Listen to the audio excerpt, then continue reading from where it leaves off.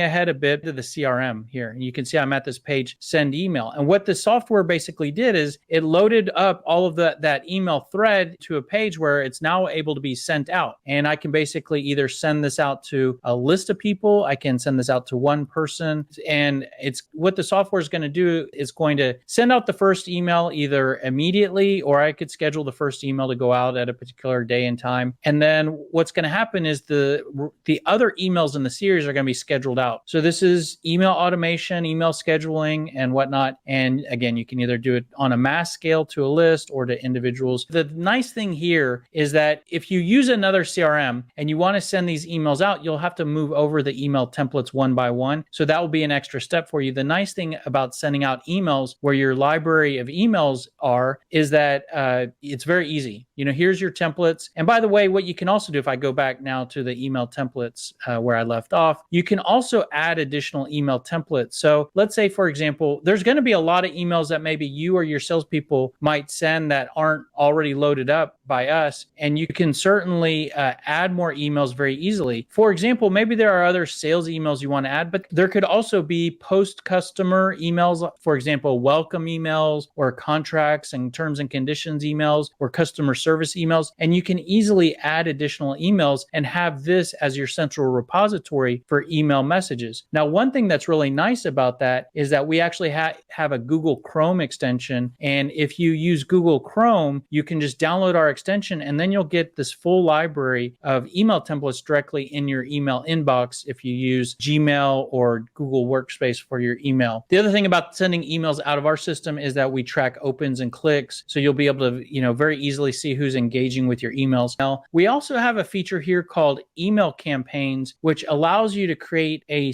email campaign. In fact, you basically have two options for sending out and automating emails. These are very similar, but they're very different. And I actually want to show you a slide in order to explain how they're different. And just want to go back to that slide deck that I was showing you a minute ago. And I showed you, I loaded up a 6 email series and I showed you that you could send that out to a contact. So when you send emails out through, let's just think of that as a quick send page. You can grab an email, shoot it out. If you send out a series of emails, basically you could send it out to an individual contact or to a group of contacts. And what happens is when you click send, the whole email series is put into individual envelopes. You could actually picture them being put into little electronic envelopes, sealed up, put on a shelf, and will go out at a scheduled time. The system isn't designed to allow you to go in and to modify those emails that are scheduled to go out. You can certainly delete any emails from going out, and a contact can unsubscribe and prevent any emails from going out. But let's say that there's a typo in email 4.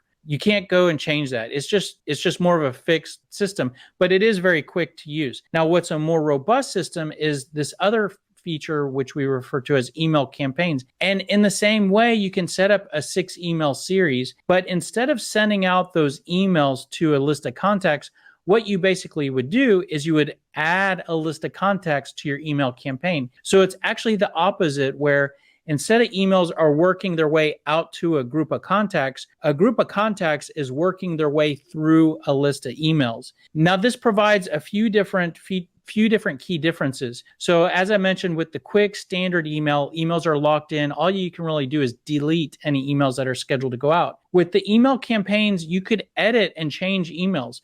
So if you want to change email 4 to add information, fix a typo, you could change that. Now, it's of course the contacts that have already gone through email 4, they're not going to get the updated email, but any contacts that are working their way to there will get the latest email 4. So you have more control over your campaign, and basically the contacts sit in a queue in between each email, which, by the way, you can also pause. If you want to put a campaign on hold, like you're reaching the holidays at the end of the year and you just want to stop the whole campaign, you can pause it. You can't do that on the other side. The other thing that's really nice is that at the end of the email campaign that you've set up, your contacts will all go into the next queue. If there's no other email, it's called a finished queue, but you could continue to add emails beyond that. And then the finished queue then becomes the queue for the added email. And your contacts that are on the campaign can just continue to receive emails that you're adding to this campaign. Whereas with the standard email, if you wanted to say add an email 7,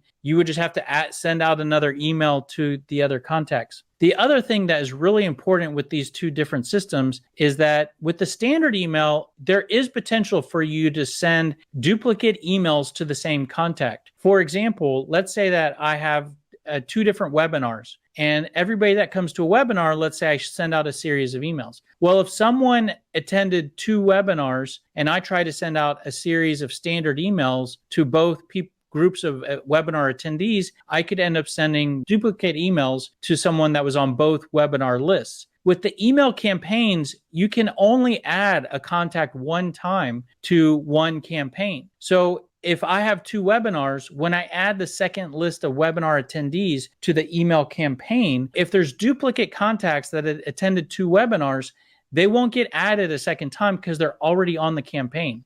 As I'm adding that second list, it will just ignore those contacts that are already on the campaign. So it's a much more robust, sophisticated way to send emails. Now let me go back to SalesScripter so you can visually see what I'm referring to here. And so what I'm referring to here are these two different pages here. So send email here. This is the standard sort of send email. And you can very easily click this drop down here and grab an email thread and load it up. It's very quick and easy to use. And there's nothing wrong with using this feature. But the email campaigns, this is that email campaigns. And by the way, it's just as easy to set up an email campaign. Let me just show you real quick. If I click add email campaign here, and I'll just put demo here. And if you recall, just 1 minute ago, I grabbed an email thread from the library and just teed it up and made it and was ready to send it. You could do that same exact on an email campaign in order to build your email campaign. So I'm just grabbing that same exact email, and here is an email campaign. So these are all the emails